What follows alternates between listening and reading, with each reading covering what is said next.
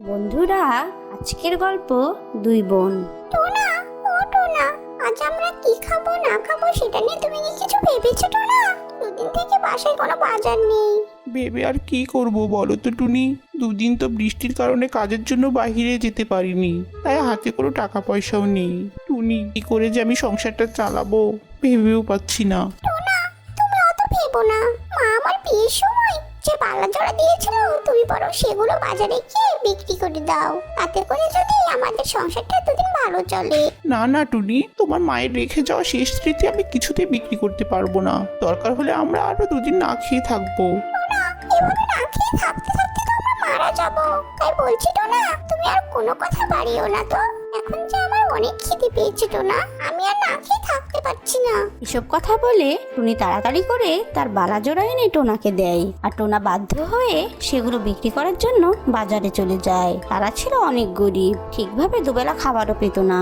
এভাবেই সুখে দুঃখে একসাথে পাশে থেকে তাদের দিন কাটছিল। কি হয়েছে টুনি, তুমি কি আমাকে কিছু বলবে? আসলে টোনা, আজকে সকালে দিদি ফোন করেছিল, বললো সে নাকি আজ বিকেলে আমাদের বাসাতে আসবে। টোনা, তুমি তো জানোই দিদির কত বড় লোক বাড়িতে বিয়ে হয়েছে, কত ভালো ভালো খাবার খায় ওরা। আর দিদি আসলে তো আমি এসব সস্তা খাবার দিতে পারবো না। তাই বলছি, তুমি যদি কিছু ভালো বাজার করে এনে দিতে পারো তাহলে ভালোই হতো। তুমি তো জানোই টুনি, আমাদের কত অভাবের সংসার, আমরাই ভালোভাবে চলতে পারি না। তাই বলছি, ঘরে যা খাবার আছে সেটাই তুমি তোমার দিদিকে খেতে দিবে, বুঝলে? আমি বাইরে যাচ্ছি, দেখি কোনো কাজ পাই কিনা। কথা বলে টোনা বাহিরে চলে যায়। টুনি তার দিদির জন্য ঘরে থাকা সস্তা খাবারই রান্না করতে থাকে। দেখতে দেখতে বিকেল হয়ে যায়। টুনি তার বোনের জন্য অপেক্ষা করতে থাকে। অবশেষে টুনি দেখে তার বোন হাতির পিঠে চড়ে তার বাসায় আসছে। এতদিন পর টুনি তার বোনকে দেখে অনেক খুশি হয়। দিদি, জানো তোমাকে দেখে আমার যে কি ভালো লাগছে। কতদিন পর তোমাকে দেখলাম আমি। তা দিদি, তুমি কেমন আছো বলো তো? হ্যাঁ রে, বড় লোকরা কেমন থাকে সেটা তো তুই খুব ভালো করেই জানিস, তাই না? আর এখন এসব ন্যাকামি না করে তাড়াতাড়ি এসিটা চালু করে দিত। আমার যে অনেক গরম লাগছে রে। আর তুই তো জানিস ছোটবেলা থেকে আমি একদম গরম সহ্য করতে পারি না। কিন্তু দিদি, আমার বাসায় তো কোনো এসি নেই। তুমি বরং বসো, আমি তোমাকে না হয় হাত পাখা দিয়ে বাতাস করছি। কি বললি তুই? সামান্য এসি তোর বাসাতে নেই? হ্যাঁ রে, তোরা কি এখনো দিনমজুরের কাজ করে নাকি বলতো? আমি কতবার বলেছি তোকে টোনাকে একটা ভালো ব্যবসা ধরিয়ে দে, কিন্তু তোরা তো আমার কোনো কথাই শুনিস না। জানিস কালু কত ভালো ব্যবসা করে, আর তাতে আমাদের অনেক টাকা রোজগার হয় রে। ব্যবসা করার মতো টাকা কি আমাদের কাছে আছে বলো তো? তুমি কেন এসব কথা বলছো আমাকে? আমি এই ভাঙা ঘরে অনেক ভালো আছি দিদি। দিদি, এখন খাবে চলো তুমি। কথা বলে টুনি তাড়াতাড়ি কিছু শুকনো রুটি এনে মিনুকে দেয়। আর শুকনো রুটি দেখে তো মিনু অনেক রেগে যায়। শয়তান টুনি, তুই আমাকে এখনই শুকনো রুটি খেতে দিলি? আমি কি তোর বাসায় শুকনো রুটি খেতে এসেছি নাকি? বলতো, তুই জানিস আমার বাসার কাজের লোকেরা ওইসব খাবার খায় না। আমি এই প্রথম তোর বাসায় এলাম, আর তুই আমাকে এত অপমান করছিস এসব দিয়ে? দিদি, রাগ করো না দিদি। আর আমি তোমায় কোথায় অপমান করলাম? বরং তুমি তো আমাকে অপমান করছো। আমার সামর্থ্যে যা জুটেছে আমি তাই তো তোমাকে খেতে দিয়েছি দিদি। আমি গরিব বলে তুমি আমাকে এত কথা শোনালে দিদি। দিদি, ভেবেছিলাম তোমার সাথে সুখ দুঃখে কথা বলবো, কিন্তু তুমি তো এসে কেমন জানি করছো আমার সাথে। আমি এবার ভালোই করে বুঝতে পেরেছি রে, আসলে তোর বাসাতে আসাটাই আমার ভুল হয়ে গেছে। ইস, আমি যদি কালুকে এখানে নিয়ে আসতাম তাহলে আমি ওর কাছে কতই না ছোট হয়ে যেতাম। তোর বাসার পরিবেশ তো দেখে আমার অনেক ঘৃণা হচ্ছে রে। কালুই রে এখানে এক মুহূর্ত থাকতে পারতো না। যত সব ছোট লোকের কারবার। তবে থাক কেমন, আমি বাসায় চললাম। কথা বলে মিনু রেগে আবারও হাতির পিঠে চড়ে সেখান থেকে চলে যায়। আর মিনু চলে যাওয়ার একটু পরে টোনা বাসায় ফিরে আসে। এ কি গো টুনি, কি হয়েছে তোমার? তুমি এভাবে কাঁদছো কেন?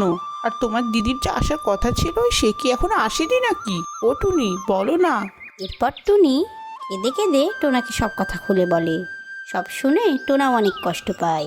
এভাবেই বেশ কিছুদিন কেটে যায়। অন্যদিকে কালো কাকা একদিন মিনুকে বলে, মেনু, আজ আমি বোধহয় কাজে যেতে পারবো না গো। আমার বুকের বাঁ পাশে কেমন জানি ব্যথা করছে। ঘরে যে ওষুধ ছিল সেটা খাওয়ার পরেও ওষুধ একটুও ব্যথা কমেনি। সে কি গো, এসব তুমি কি বলছো গো? চলো আমি তোমাকে ভালো ডাক্তারের কাছে নিয়ে যাচ্ছি। এ কথা বলে মিনু কালুকে ডাক্তারের কাছে নিয়ে যায়। আর ডাক্তার কালুকে পরীক্ষা করে দেখার পর কিছু ওষুধ লিখে দেয়। ডাক্তার কালুকে নিয়ম মেনে ওষুধগুলো খেতে বলে, আর মিনু বাড়িতে গিয়ে সে অনুযায়ী কালুকে ওষুধগুলো খাওয়াতে থাকে। কিন্তু কিছুতেই কালুর ব্যথা কমছিল না। এভাবে যতই দিন যাচ্ছিল, মিনু তাদের ব্যবসার সমস্ত টাকা পয়সা গাড়ি বাড়ি বিক্রি করে কালুর চিকিৎসা করাচ্ছিল। তবে শত চেষ্টার পরেও মিনু কালুকে বাঁচাতে পারে না। হায় হায়, এবার কি হবে? আমি তো কালুকে চিকিৎসা করাতে গিয়ে সবকিছুই শেষ করে ফেলেছি। এখন তো আমি একেবারে নিঃস্ব হয়ে গেলাম। যাই, আজ থেকে আমি বরং ভিক্ষে করব। এছাড়া তো আমার কোনো উপায় নেই। এরপর থেকে মিনু সেই বনের পাখিদের থেকে সাহায্য নিয়ে চলতো।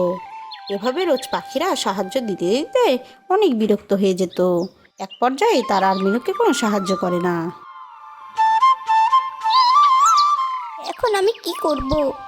এ বনের কেউ তো এখন আমাকে আর সাহায্য করবে না। না, আমি বরং পাশের বনে যাই। সে বনে আমি হয়তো অনেক ভালো সাহায্য পাবো। এ কথা বলে মিনু উঠতে উঠতে পাশের বনে যায়। আর সেদিন থেকে মিনু রোজ ওই বনে সাহায্য যেতে যেত। একদিন টুনি জল আনার জন্য নদীর ধার দিয়ে যাচ্ছিল। তখনই তার সাথে মিনুর দেখা হয়। আর দিদিকে এই অবস্থায় দেখে তো টুনি চমকে যায়। এরপর জানতে চাইলে মিনু সব কথা টুনিকে বলে। দিদি, এসব শুনে সত্যি আমার অনেক কষ্ট হচ্ছে রে। তবে দিদি, আজ থেকে তুই আর ভিক্ষে করবি না। তুই আমাদের সাথে আমাদের বাসায় থাকবি। আমরা যা খাবো তুই সেটাই খাবি দিদি। তুই সত্যি বলছিস বোন? জানিস এ কয়দিন আমার অনেক কষ্ট হয়েছে। তবে বোন, তুই আমাকে ক্ষমা করে দে রে। একদিন গরিব বলে আমি তোকে কত অপমান করেছি, কত ছোট করেছি তোকে। আমাকে তুই ক্ষমা করে দে বোন। ঠিক বলেছিস দিদি, তোর অনেক অহংকারের কারণে আজ তোর এই অবস্থা হয়েছে। তবে আমি তো তোর নিজের বোন, তাই না? ওর হয়ে বোনের পাশে দাঁড়াবো না, এটা কি হয়? চল দিদি, আমার বাসায় চল। এরপর টুনি মিনুকে তার বাসায় নিয়ে যায়। এভাবেই কয়েক মাস কেটে যায়। তারপর একদিন দেখা যায় টুনি তার বাসায় দুটি ডিম দেয়। দেখো দেখো টোনা, আমাদের সংসারে আরো দুজন সদস্যের আগমন ঘটবে টোনা। তোমার অনেক দিনের আশা, তুমি বাবা হবে। দেখো টোনা, আজকে আমি দুটো ডিম দিয়েছি। তাই নাকি গো টুনি? দেখি দেখি, ও বা সত্যি তো। দেখছি তুমি ডিম দিয়েছো। যাক, এবার আল্লাহ আমার মনের আশা পূরণ করবে। যাই টুনি, আমি খবরটা মিনুকে দিয়ে আসি। টোনার খুশি দেখে আমার তো অনেক ভালো লাগছে। আল্লাহ যেন আমার এই ডিম দুটি থেকে সুন্দর সুন্দর দুটি বাচ্চা দেয়, আর যেন তারা বড় হয়ে মানুষের মতো মানুষ হয়। ও মিনু, মিনু শুনছো? তুমি খালা হবে। জানো, টুনি আজ দুটি ডিম দিয়েছে। আমার যে কত খুশি লাগছে মিনু, তোমাকে কি করে বোঝাবো। তাই নাকি গো টোনা? আমি তো এবার তাহলে খালা হব। আমারও অনেক খুশি লাগছে টোনা। যাই, আমি তবে এখন বোনের কাছে যাই। এ কথা বলে মিনু টুনির কাছে আসে। আর দু বোন মন খুলে গল্প করতে থাকে। এদিকে টোনা ছানা হওয়ার কথা শুনে খুশি মনে কাজের খোঁজে বের হয়ে যায়। সে একটি ভালো কাজও পেয়ে যায়। এভাবে দিনের পর দিন টোনা কাজ করে আর তাদের সংসারে সচ্ছলতা ফিরে আসে। এদিকে আজ দুপুরে টুনির ডিম দুটি থেকে দুটি সুন্দর সুন্দর ছেলে ও মেয়ে ছানা বের হয়। ছানা দুটি দেখে টুনি অনেক খুশি হয়। কি গো টুনি, দেখি দেখি আমাদের ছানাদের দেখি। ও মা, কত সুন্দর হয়েছে আমাদের ছানা দুটি। ও টুনি, বলো না কবে ওরা আমাকে বাবা বলে ডাকবে? সে কি করতো না, তোমার তো দেখছি তর সইছে না। ওরা তো সবে বললো, কয়দিন যাক, ওরা কথা শিখলেই তোমাকে বাবা বলে ডাকবে, বুঝলে টোনা? হ্যাঁ গো, বুঝেছি। টোনা টুনি, তোমরা তো বাবা মা হয়ে গেলে, আর আমরা তো হলাম খালা। হ্যাঁ রে দিদি। এদিকে টুনির শরীর হঠাৎ খারাপ হয়ে যায়। সে তার শরীরে অনেক ব্যথা অনুভব করে। তাই সে মিনুকে বলে, দিদি দিদি, আমার শরীরটা না খুব খারাপ লাগছে দিদি। তুমি কি আমাকে কিছু রান্না করে দিবে দিদি? হ্যাঁ রে বোন, দিচ্ছি। তুই বিশ্রাম নে, আমি এক্ষুনি রান্না করছি তোর জন্য। এ কথা বলে মিনু টুনির জন্য রান্না বসিয়ে দেয়। আর টোনা কাজ শেষ করে বাসায় এসে দেখে টুনির শরীর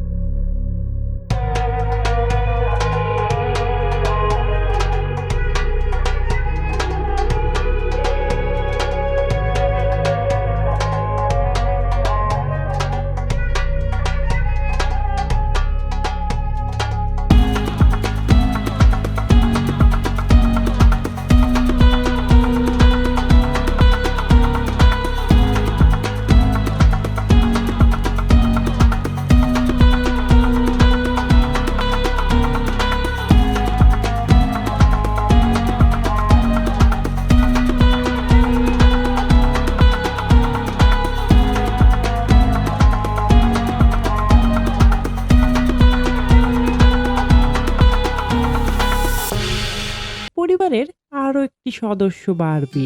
এতদিনে তোমার একাকিত্ব জীবন এখন শেষ হবে। হ্যাঁ টোনা, আমি অনেক খুশি। এই ডিমটি থেকে যেন আমার একটি মেয়ে বাচ্চা হয়, যেন আমি তার সাথে আমার সারাটা জীবন কাটিয়ে দিতে পারি তোমাদের নিয়ে।